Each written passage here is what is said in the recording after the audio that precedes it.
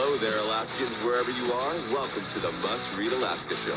Coming to you from somewhere in Alaska. This is the place where we talk about, you guessed it, Alaska. Where we keep the mainstream media on their toes and where we are standing up for what's right in a world run by leftists. You can find out more by heading over to mustreadalaska.com and also checking out the Must Read Alaska YouTube channel for some really great content. But first, let's get this party started. Well, welcome everybody to the Must Read Alaska Show. I'm your host, John Quick, coming to you live from somewhere in Alaska. We have a very exciting guest for you today, but before we go into that, I want to thank everybody who listens, watches, and reads Must Read Alaska. If you listen to our podcast here on iHeartRadio, Pandora, Spotify, iTunes, the list goes on. If you're telling Alexa to play Must Read Alaska, we want to thank you for doing that. And if you enjoy it, we do all this content for free, just for you. And all we ask for is maybe a little review every once in a while. So hit that 5-star review. We'd really, really appreciate it. And if you're watching this on Facebook, make sure to like, comment, and share, maybe tag a friend in it, because this is going to be a very important topic. And if you enjoy the app world, go to the Android store or the iTunes store, type in Must Read Alaska in that app store, and our app pops right up. It's a free app. We put a lot of time, money, and resources into that, and we made it just for you. If you enjoy it, again, click a 5-star review for us. We'd really, really appreciate it. But before we go into introducing our guest, Suzanne has a couple words she'd like to say about a piece of news that just broke. Well, first of all, thanks a bunch to you, John Quick. It just occurs to me that you are the best vice president that Must Read Alaska has ever had. I think I'm the only one. Okay. I appreciate it though. There's that too. But you've done a great job on this podcast, building this podcast up. We have an enormous listenership now to it. And I think we're in our third year. Is it second year? We're into our third year now, right? Yep. And it's really grown a lot. And you've done a great job on the app. The app is amazing. We get really good reviews from it. And so I just want to thank you for all you do for Must Read Alaska and for really just taking the bull by the horns on the projects that you've come up with, which are amazing. I got some bad news this morning, and I think that we've got a story up at the top of Must Read Alaska right now. So one of our former state senators, Ben Stevens, suddenly passed away yesterday. He was hiking with his wife, I understand, and he had a heart attack and died. He was 63 years old. Ben Stevens was a person that I was very fascinated by, because he was, you would think that he had a charmed life because he was the son of Senator Ted Stevens. And so he had a very interesting life, but he didn't have a charmed life. His mother died in a plane crash in 1978, and his father died in a plane crash in 2010 or 2009, I guess it was. And Ben had served in the Senate in Alaska, but he didn't have a charmed life there either. The FBI just pursued him relentlessly over his contract that he had as a private consultant. And it was, he had a really tough time in fighting that for years. But he was never convicted for anything. It was just a kind of a witch hunt. But anyway, I really always liked Ben Stevens, but I would remember him as one of the most intelligent people I'd ever met, and somebody who knew politics because he'd been raised in Washington, D.C. with his dad, Senator Ted Stevens, who was like just Uncle Ted to all of us. But that was his father. And so anyway, our very sincerest condolences to the Stevens family, and Elizabeth. I want you to know that we're thinking about you, and we have you in our prayers this day. Well, that was nice, Suzanne. I think, he's a legend up here in Alaska. His family's done a lot for Alaska. So thoughts and prayers are with him and his family. We'll transition here to our guests. I think we're very excited about who our guest is today. So we want to welcome Hayden Ludwig to the Must Read Alaska Show. Welcome, Hayden. How are you doing today? I'm very well. Glad to be with you both. Thank you very much. Well, nice. Hayden, let's set up who he is. He's that's what I was about to do. Like he's Capital Research Group. Maybe people don't know, but that's where Must Read Alaska goes to learn all about where dark money is being spent. Capital Research Group and InfluenceWatch.org. This is an amazing group of patriots that spend their time researching where all the dark money is coming from and where it's going. And this is how Hayden Ludwig is how we found out about how Arabella Advisors is involved in Alaska elections through the 1630 Fund and the Hopewell Fund and the New Venture Fund and this big web of funders that just have these innocuous names. Like, what would you hate about Hopewell Fund? Sounds like a nice group of people. And but Hayden has done all the research on it. And I just really am excited that you're on our show because you've been really digging into it a lot lately. And I would say you are pretty much the worldwide expert on Arabella Advisors. At least outside their doors, I guess. Yeah. Well, what I could tell you is people throw the term dark money around, but I rarely see it defined. And probably the reason is that it doesn't really have a definition. It's a loaded political term. It doesn't actually have a legal meaning or anything like that. And we've discovered that it was actually invented a little over a decade ago by a left-leaning group in DC, and they use it to describe, it's a nasty way to describe Republican and conservative spending to help Republican candidates in the 2010 midterms. And since then, it's spread mostly on the left to describe, they say, spending where they can't identify the donors, but what they really, really mean is free speech that they want to stifle, that they want to shut down. And that's why you see guys like Senator Sheldon Whitehouse out in Rhode Island, who's the chief anti-dark money hawk in the Senate, constantly claiming that dark money on the right has bought the Supreme Court and stuff like that. But the reality we've discovered, and we're one of the very few groups on the conservative side doing any research compared to the many dozens doing the similar kind of opposition research on the left, what we found is, in fact, the left has vastly more quote unquote dark money than does the right. And I say that, by the way, as somebody who represents an organization that's very interested in preserving donor anonymity and free speech rights under the First Amendment. We think of going back to the American Revolution, all of the anonymous patriots who wrote for revolution to encourage people to rise up for the War of Independence that wouldn't have been able to do so if they had to publish their own names because they would have been blackmailed and targeted by the British. You can imagine what would have happened. It's the same thing today, and that's why we want to preserve anonymity under the First Amendment while attacking the hypocrites who want to keep their own anonymity for their own donors on the left while stripping it for everybody else they disagree with. A case in point, I wrote a story yesterday about something up here in Alaska that you'll just be fascinated. This will make you laugh, Hayden. So the group that wrote and funded ballot measure 2, which is our new ranked choice voting, jungle primary, and then this supposed getting rid of dark money. In other words, all donors have to be exposed, major donors have to be exposed. And this was ballot measure 2 in 2020. And outside money came from Unite America, PAC, and from Fair Vote, or I think it's Fair Vote, and a couple of other, these big ones. And these are part of this sort of Arabella type network, John Arnold and Mary Arnold and these people around the country that put money in. I think Catherine Murdoch was a big pusher of this ballot measure 2 as well. So they wrote this bill, or this act. It passed the voters because they were convinced, the voters were convinced that, everybody hates dark money. Let's get rid of dark money. And that's how they marketed it. What they were really trying to get through was the ranked choice voting so that Lisa Murkowski could get reelected in the open primary so she wouldn't have to face her angry Republican base anymore. So anyway, so just last month, this is going to just crack you up.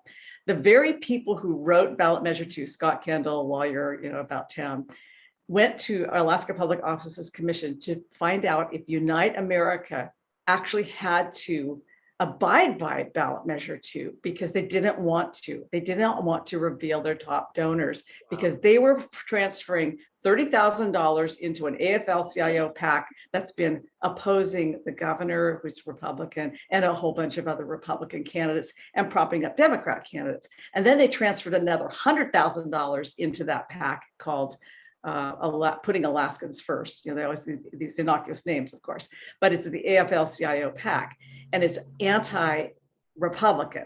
And they did not want to reveal their donors. So they got their lawyers and they went to the APOC, which is the Alaska Public Offices Commission, and said, we don't really have to abide by ballot measure 2, do we? That's the one they wrote. I mean, their very lawyers wrote it. And so the staff at APOC has written an advisory opinion. They don't make the decision, but they'll advise the commission itself, and said, well, yes, you kind of do. You kind of have to abide by it. But anyway, it was one of those ironic things where, yes, what's good for you is not what is good for me. Yes, I found, we'll talk about more of the structure of this Arabella network, but I found some of the members of this network advocating for the For the People Act, HR 1, a few years ago. This was, for the listeners who aren't familiar, this is the Democrats. Well, basically, they're in everything they would ever want kind of bill. But one of the chief things in there was, we need to strip away dark money. So we need to reveal all these donors. Well, that's as a dark money group supporting that. And I don't think they're doing it on principle. I think they're doing it because they see a political advantage.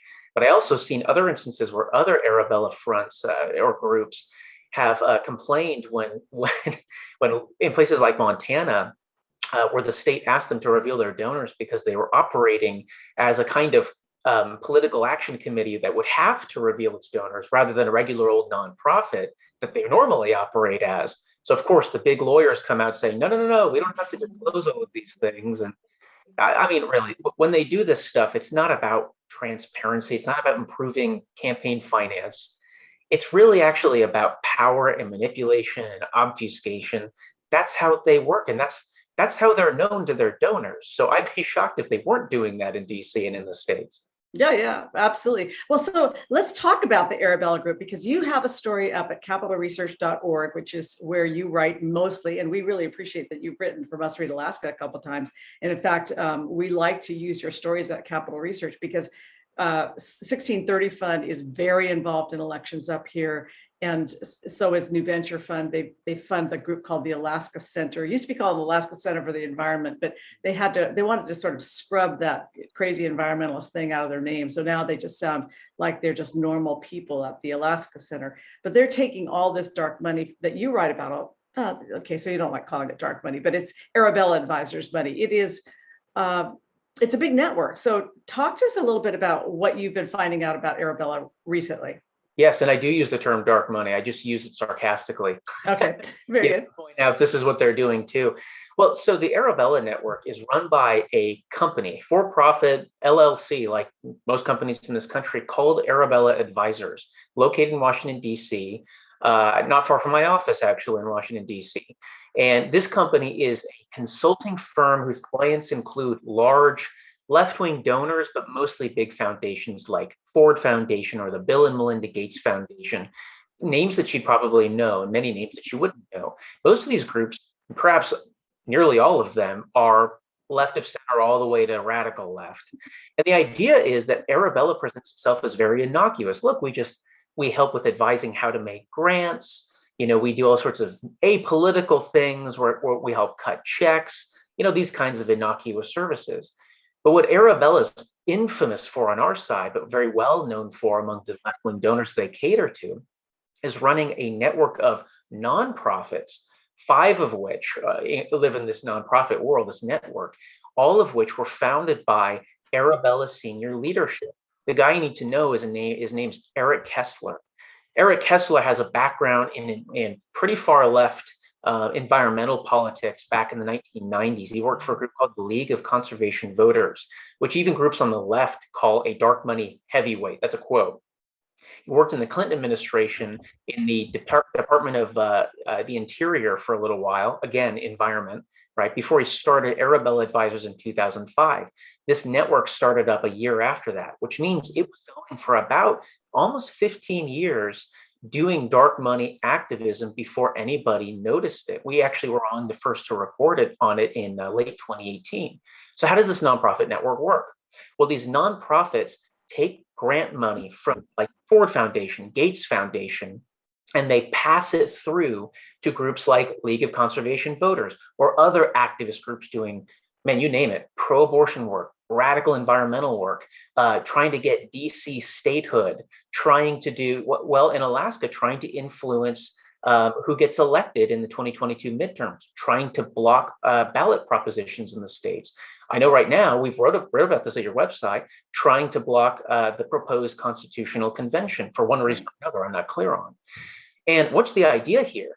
That you have these large foundations that pitch themselves as high-minded philanthropists. They want to be seen as movers and shakers who wear expensive business suits. They don't get involved in grubby politics. We're above that sort of thing, but they actually really do want to get involved in grubby politics.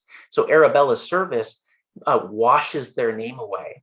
So from the outside, an investigative journalist myself, who's an expert on nonprofit work, can basically see money pumping into these nonprofits, this network, and I can see money pumping out of these nonprofits to the activist worlds. But I can never tell you, oh yeah, Gates gave $5 million to this green group over here. That's the entire purpose. It launders the names of the original donors, which allows them to do the kind of political activist, oftentimes partisan work, and to influence policy all over the states. And it's mostly done in the shadows. That's half of what they do. The other half is just as insidious. Arabella runs a network of what we call pop-up groups. We call them that because they're websites that look like fully fledged independent nonprofits or grassroots activist groups. And they have names, they're ridiculous names like New Jerseyans for a Fair Economy or North Carolinians for the Future. Very generic, but they're actually just websites. And those websites can be linked back to the nonprofit network run by Arabella Advisors and its staffers, which are hired out from the company to the nonprofits for a fee. Everything is run in these DC headquarters. But if you're a man on the street in Ohio or Florida, you are fooled into thinking, oh yeah, these are grassroots people just like I am who really care about local issues, not a major, multi-billion-dollar foundation funding political activism in DC, trying to fool me into thinking this is all local stuff. So it's the epitome of dark money. And the most amazing thing is nobody reported on it for 15 years of its existence. Nobody knew about it on the right. And I'm very pleased to say we and others have helped make it the poster child of dark money and prove the left has a heck of a lot more of it than the right does. Yeah, that's really fascinating because you've talked about those two aspects, these pop-up groups and then the laundering of money to this huge network of obviously partisan, to me, it's obviously partisan groups that are working to reshape America. Then you haven't yet talked about how they're also funding the media. And this is a fascinating piece. I want to hear about this. Right. Well, I think the group you're referring to is called States Newsroom. It's a little bit of a long story. So States Newsroom is was one of those pop-up groups we talked about. It was run by one of the Arabella nonprofits, which you referenced earlier, the Hopewell Fund, a very generic name. And States Newsroom, it's since spun off and become an independent nonprofit. But the idea was always to create a series of state-based journalistic groups that present themselves as, just the facts, straight down the middle reporting, no spin, but in fact are very progressive, secretly progressive, report on transgenderism and LGBT issues and the environment and things that are intended to fool you into sympathizing with their political position. Now, remember, all of this was launched from DC offices and spread out all over the country in key states like Arizona and North Carolina, places that the left intends to flip from red to purple to blue. And most recently, we tracked that earlier this year, spreading to Juneau and Anchorage, among other places. The most damning thing about this is if you go to these groups' websites, they won't show themselves as being outwardly progressive. The leadership of these groups, the fellow who's running the new Alaska branch of the States Newsroom Network, comes from North Carolina.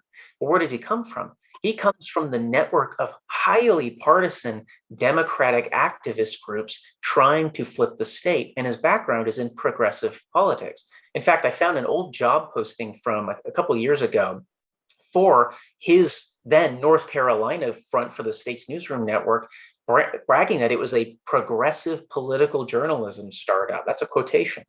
But now, of course, when they come to Alaska, oh, no, there's no progress in sight. No, it's very straight down the middle. Well, I don't believe that. I don't think anybody should believe that. But it shows you how the left is trying to tap into this, anti-fake news stuff that's really fake news in itself. It's all spin. Right. When they popped up these newsrooms to begin with, they were just these pop-up groups, and they have these innocuous names again that sounds like the Des Moines Bugle or whatever it is, just a name. Like up here, it's the Alaska Beacon. And what's interesting is that in Alaska now, they have 5 people in their newsroom. That has created the biggest political newsroom in the state. And you can see their work is being spread throughout all of the mainstream media outlets. That everybody's using them. They just pick up their stories and run with them. And this is how they shape the narrative. The mainstream media can shape the narrative because they are now getting free content from this left-wing group. And the people who are writing for the Alaska Beacon are some of the top political reporters in the state that were wooed over to help get this thing going and start it up. They came from the NPR world. They came from the Anchorage Daily News. They came from there's a gal working there who worked for Reuters as a stringer. So you've got people who are already left-leaning, and they just are attracted to this. And this is very entrepreneurial. I got to hand it to them. They've been successful so far in being able to take over the media up here. And so then you have Must Read Alaska over here, just sort of shaking our fist in the wind. But so what is next for you? And you're working on Arabella, you're working on 1630 Fund, which we have written about recently, trying to reshape our state by opposing the Constitutional Convention. And I wanted to answer that before you go on. The reason that they want to oppose our Constitutional Convention is because if you open up our Constitution, you might end up with a different way of picking the judiciary. And right now, our judiciary is picked through our Judicial Council, which is dominated by the Alaska Bar Association. The Alaska Bar Association basically controls the picks of the judges. They offer 2 or 3 picks to the governor, and they're all going to be liberal. And the governor has no choice. He has to pick one from the list. So he's the governor. No matter what governor you get in there, you can't fix the judiciary because the Bar Association controls it. And that would be a very compelling reason to want to open up that Constitution. Some of us think that this is a very poor way of picking the judiciary. I think it's called the Missouri Plan. It's not a good way, but the forces that be don't want to see that change. You change the judiciary and you can change a lot of things. Right now, we have a very strong privacy clause in our Constitution, and our judiciary has interpreted that to mean that abortion is legal up to the moment of birth. I mean, that's your privacy. That's your woman's privacy up to the moment when she gives birth. Then she has a privacy to do what she wants with her body. Once that baby leaves the body, then the baby has privacy. But there's absolutely no protection for the baby at any stage of its gestation until it leaves the womb. So that's kind of interesting because we can't change the judiciary until we get that Constitution changed. So the 1630 Fund is pouring a lot of money in to fight to keep that Constitution closed and change. Well, I'll tell you that really rings true. One of the probably most enduring legacies that Arabella's created is a group called Demand Justice. This was actually, matter of fact, how I discovered the Arabella Network back in late 2018. Quick story: we were documenting the activist groups that were protesting Justice Kavanaugh's confirmation hearings. So this would be about this time of year, actually, in 2018. And I kept seeing this name, these glossy pre-printed signs called Demand Justice, a group I'd never heard of before. Did some digging and discovered that website, sure enough, goes all the way back to this Arabella network. And we just kept following the strings and led you to the entire network of organizations that share the same address, one address. It's pretty stunning. Well, that organization, now it's become an independent organization for one reason or another. But what's stunning is it was involved in protesting almost all, except for Neil Gorsuch, it was protested almost all of President Trump's Supreme Court picks and many of his top appellate court picks as well, like Naomi Rao in DC, very important positions. But more importantly, it's been pushing for Supreme Court. In fact, I think it was the group that originated the whole Supreme Court packing push a few years ago under the last president. Well, now, as an independent organization, Arabella claims that it has nothing to do with it. So I keep saying it's independent. I'm not sure that that's really true, but that's what they say. Demand Justice was deeply involved in getting Justice Ketanji Jackson from a no-name judge, what nobody ever heard of before, all the way up the ladders through Washington politics into the Supreme Court in just a scant few years. Because she's a diehard progressive. They identified her and fast-tracked her all the way up. Now, that's very powerful and influential for an organization that's trying to totally reshape America's court system to make it more ideological, to make it more partisan. So to see this network of groups trying to do the same kind of thing or preserve that legacy in the states, that they think that far ahead. Conservatives, I've noticed, tend to take the battle right in front of them, and they'll love to picture themselves like they're Mel Gibson in The Patriot, charging up the hill. Yeah. We'll do everything right now to win this battle. The left doesn't think that way. They think 5, 10, 15, 20 years, a generation down the road. And I'm afraid that's what we're dealing with right now. Yeah. We're playing checkers, they're playing chess. John, what do you have? What kind of questions do you have for our really intelligent guest? I think he's got more brain cells than we do, don't you think? Yeah, I appreciate you joining us, Hayden, and we're running quickly on time here, but I was wondering what's one of the most outlandish things that you've seen as an investigative journalist, looking into this kind of stuff. Have you seen everything under the sun so far? Has there been one thing that stuck out to you that says, I can't believe this happened? Yeah, there's been quite a few.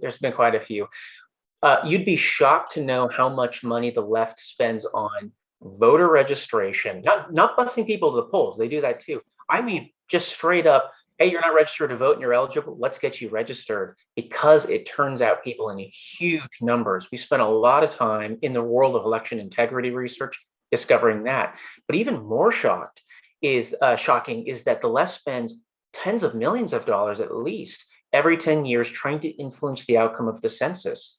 So I don't know if this is a little bit in the weeds, but some of your listeners may know that the Census Bureau only a few months ago announced that it had undercounted many states, almost all of which were run by Republicans, and it overcounted the population in states that almost all of which were run by Democrats. And that matters because that determines how many seats in Congress each of those states gets, among other things like federal funding too. Well, I was reporting for years before that about these groups that were big coalitions spending big money trying to turn out the census vote. Basically, it's not really a vote, but turn out people to respond to their census forms in blue states, so that I think Democrats would lose fewer seats over time in the 2022 census than they would actually lose if these foundations were involved. And that's stunning when you think that these are all tax exempt nonprofits. These are groups that exist to, be like churches and soup kitchens. That's charity. The left thinks of charity as, well, busing people to polls and getting them to vote. That's how the left does it. So this weaponization of America's philanthropic sector is this huge, very underreported story that we try every day to make clear, because this is not how this country was set up to be. We're not meant to do that. And it's very shameful. And I hope one day we are able to fix that problem. Yeah, that's really interesting. Yeah, here in Alaska, we kind of look at the nonprofit sector as sort of the fourth branch of government, and they're very, very, very powerful up here. They are essentially an arm of the Democratic Party. Almost all of the nonprofits are, that we can think of. I'd really like to get you up to Alaska sometime, Hayden. You are so bright and you're such a good communicator. So let's get you and your wife, and let's get you on a cruise, and let's bring you up to Alaska and have you do some talks in Anchorage. I think that we could really, I think the Alaskans really need to hear from you. You are, you've done a lot of good work, and you've helped us a lot here at Must Read Alaska, I will say, because without your research, I would never be able to do these stories that I do on 1630 Fun, and I'm going to keep doing them. But I give you the credit for laying this incredible groundwork. People need to find out more about you at capitalresearch.org. And also your work, I believe, is over at influencewatch.org, which is a very good site that you guys run. Thank you. We try to profile every group on the left that we can. And so if any of your listeners find an organization that's not on there, please let us know and we'd be happy to. And thank you. Yeah, super informative. Well, thanks. And John, you want to sign us off for our wonderful listening public? Yep. Thanks so much, Hayden, for joining us. We really appreciate it. And again, folks that want to look into this a little more, they can go to capitalresearch.org and you can check out Influence Watch. They got a podcast as well that kind of exposes the left and a lot of the stuff that Hayden has been talking about. And we want to just thank folks for watching the Must Read Alaska show, listening to the Must Read Alaska show, and reading on mustreadalaska.com. If you enjoy our news, please feel free to go to mustreadalaska.com and click on that right-hand side there. There's a donate button. We survive off $5 donations, $10 donations, $100 donations. We're not funded by some big nonprofit conglomerate. We're funded by everyday folks, everyday Alaskans, just like yourself, that are listening, reading, and watching. So we want to thank everybody for tuning in. Until next time, I'm John Quick from somewhere in Alaska.